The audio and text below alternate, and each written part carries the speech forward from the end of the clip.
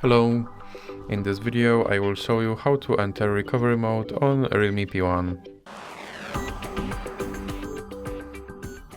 So you have to start by powering off your device. And now when your device is completely powered off, you have to press power button and volume down button at the same time.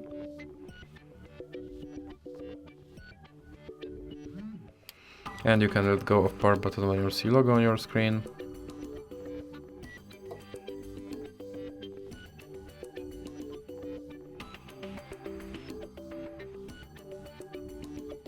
And here you have to use volume buttons to navigate to English and then press power button to select your language. And you are now in recovery mode, and here you have to navigate with volume buttons and select with power button. So that's it for this video. If you liked it, please remember to leave like and subscribe.